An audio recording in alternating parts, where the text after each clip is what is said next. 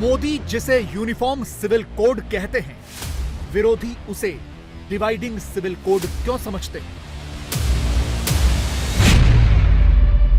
Uniform civil code ये dividing civil code है। लोगों को भड़काने का काम हो रहा है। हमें तो हालात और बदतर करके रख दिए।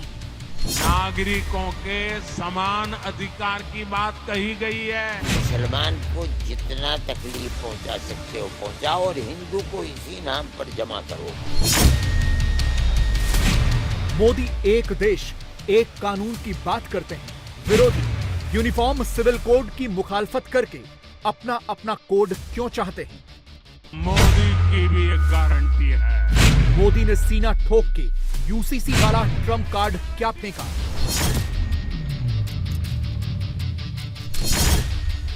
टोपी पहनकर मुसलमानों को सालों साल से टोपी पहनाने वाले सारे किरदार अचानक से एक्टिव हो गए। रात के अंधेरे में मुस्लिम पर्सनल लॉ बोर्ड ने लेट नाइट इमरजेंसी मीटिंग बुला ली।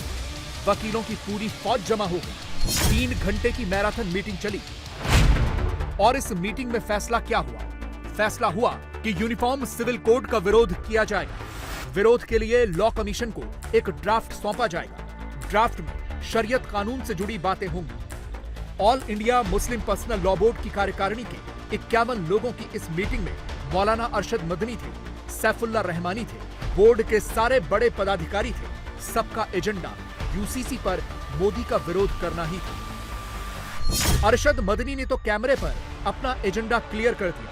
यूसीसी को मोदी का सियासी चैप्टर डिक्लेयर कर दिया, उसे 2024 से जोड़ दिया और खुल्लम खुल्ला मुसलमानों को भड़काने वाला प्लान एक्टिव कर दिया।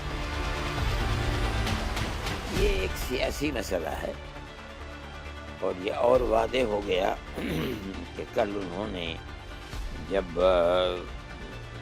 माँ के रक्षण के सिलसिले में अपने काम को शुरू किया है, उसी वक्त वो इस मसले को ले आए जिसने ये बात बिल्कुल वाज़ेह कर दी कि ये एक सियासी मसला है। वो अपने इक़्तिदार को हासिल करने के लिए इस मसले को पेश कर रहे हैं ताकि हिंदू और मुसलमान बिल्कुल एक तरफ हो जाए और वो जीत जाए। ये तो है ही है, जिसकी लाठी उसकी भैंस है। वो तो उनके इक़्तिदार की कुर्सी की उनके नज़र के अंदर बचने की एक ही सूरत है कि मुसलमान को जितना तकलीफ पहुंचा सकते हो पहुंचाओ और हिंदू को इसी नाम पर जमा करो कि ही मुसलमान को तकलीफ पहुंचाने वाला कोई और नहीं है। हमने मुल्क की आज़ादी के बाद से पहुंचाया, हमने पहुंचाया, इसे वो कहते हैं। ये क्या हुआ? आप ऐसा मान रहे?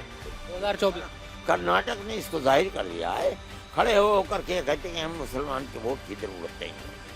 अमेरिका गए थे अभी, उन्होंने कहा कि हम सबका साथ, सबका विकास, सबका प्रयास। वो ये तो दुनिया जानती है कि जो वो कहते हैं उसमें और जो कर रहे हैं आज मुल्क के अंदर जो हो रहा है उसमें जमीन आसमान का फर्क। जमीयत हो या फिर कोई और मुस्लिम संस्था हो, मोदी ने जब से यूनिफॉर्म सिविल कोड की बात की है, ऐसी संस्थाओं से जुड़े मुफ्ती और मौलानाओं की टोली अपना आपा खो बैठी है। यूसीसी पर सबका अपना अपना हिसाब किताब है और इसके पीछे धर्म वाला कार्ड है। यूसीसी का विरोध करने वाले ये वो चेहरे हैं जो मोदी का तो कट्टर विरोध करते हैं, लेकिन मोदी के सियासी दुश्मनों से इसलिए मोहब्बत करते हैं क्योंकि वो वोट बैंक की राजनीति करते हैं। ये वही इकोसिस्टम है जो विदेश दौरे पर मोदी के मस्जिद के भीतर जाने पर ताना मारता है।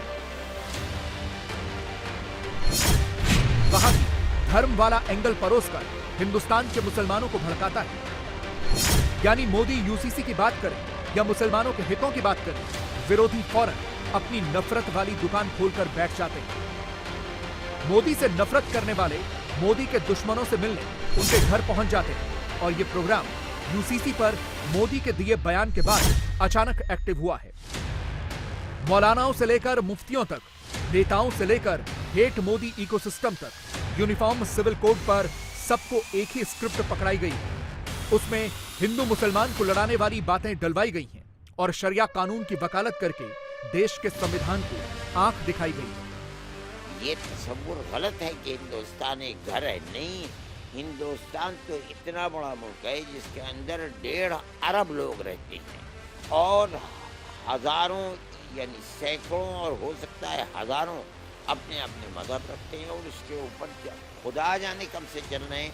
आपको आज क्या फिक्र हुई है कि आप मुसलमानों को छेड़ें और ये कहें कि नहीं मुल्क के अंदर एक कानून। इरादा ये है कि हम इस मुल्क के रहने वालों को ये विचार दें कि मुसलमान को अगर किसी ने नुकसान पहुंचाया तो हमने लिहाजा हमारी हुकूमत को बरकरार रखो, ये देना चाहते हैं। हम देख रहे हैं कर्नाटक के इलेक्शन के अंदर यही तो हुआ है सारा। जो बोलता था स्टेज के ऊपर आकर के वो मुसलमान के लिए आग ही बरसाता था कि जिसके हाथ में ताकत है वो सब कुछ करता है। आपके सामने बाबरी मस्जिद का मसला है। कोर्ट, सुप्रीम कोर्ट ये कह रहा है कि ये मस्जिद अपनी जगह के ऊपर है। हम 70 साल तक जमीयत उलमा हिंद उसका करती रही, मुकदमा लड़ती रही और कोर्ट में ये केस था कि ये मंदिर की को तोड़ करके ये राम जन्म भूमि है जहाँ मस्जिद बनाई गई है। सुप्रीम कोर्ट ये कहता है कि ये राम जन्म भूमि की जगह मस्जिद नहीं है, मस्जिद अपनी जगह के ऊपर है। जिन्होंने इसके अंदर बुत रखा है उन्होंने जुल्म किया है लेकिन उसके बावजूद मस्जिद मंदिर को दे दी गई। फैसला था ना। हम क्या कर रहे हैं? नहीं, कोर्ट का ये भी तो फैसला है कि मस्जिद मस्जिद की जगह है, मंदिर नहीं है। ये राम जन्म भूमि नहीं है, ये भी तो कोर्ट का फैसला है कि हम सड़कों के ऊपर नहीं निकलेंगे, लेकिन ज्यादा से ज्यादा मुसलमान अपनी राय को पेश करेंगे। हम नहीं चाहते, मैं आपसे कह रहा हूँ, हम नहीं चाहते हैं। दीन हमारा है, हम उस दीन के पाबंद हैं। पाबंदी का क्या मतलब है? हम जैसे वो दीन 1400 साल पहले आया था हम उसको अपने अंदर उतार कर जीना चाहते हैं और उसी के ऊपर मरना चाहते हैं। किसी दूसरे को हम ये हक नहीं देते हैं कि वो हमारे दीन के अंदर मुदाखलत करके उसमें तवज्जो को तब्दील कर दे। हम इसके लिए राजी नहीं है। सवाल ये है कि देश संविधान से चलेगा या शरिया कानून से चलेगा। यूसीसी पर मचे पॉलिटिकल बवाल में धार्मिक कार्ड खेलने के पीछे का प्लान क्या है? आज इसे समझने की कोशिश करें।